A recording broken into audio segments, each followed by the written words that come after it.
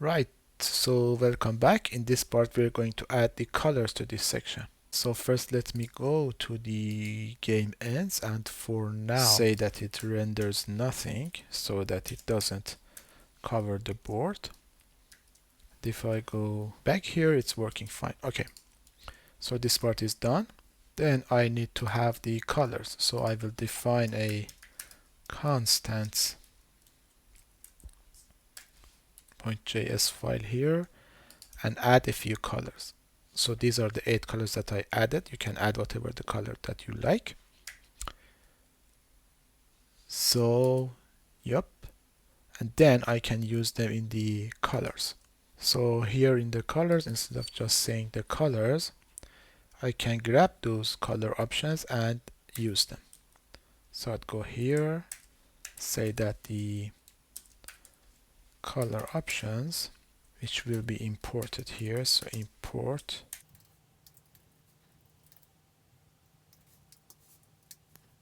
here, I would map them to,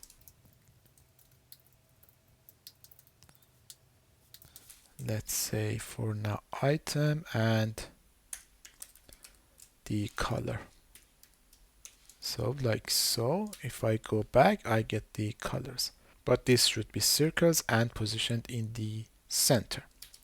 So instead of just writing the color, I will provide a component here. So in the components, I will add a circle, which can be used here, here, or here. So this circle.js will be just like the other. It will have a circle.css file, and the circle will for now just grab a color from the props, and it will render some div with the class name of, let's have a string literal because we're going to add the color as well, circle, and the color that has been provided. So like so, and this should be it for this component. And of course I need to export it. Okay, let's write some CSS for this one. The circle is of width 40. It has the aspect ratio of 1:1, which is a square, and then I would define some radius to make it a circle. Right, so let's go here and change this color to be the circle component, and just give it the color.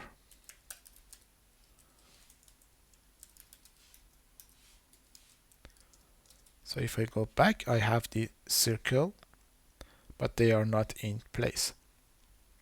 So I need to define something in the colors here. So I would say that colors.item are display of flex. These ones are flex, and align everything in the center. So if I go back, I have my colors in place.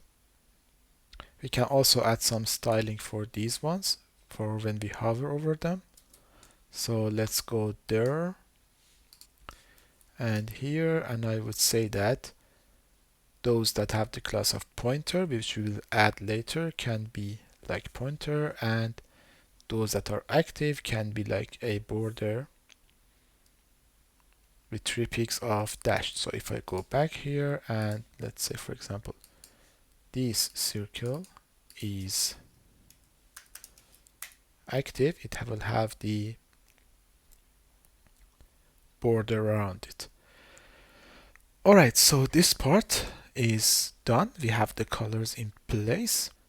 In the next part we would populate the rows. So thank you for watching and see you in the next video.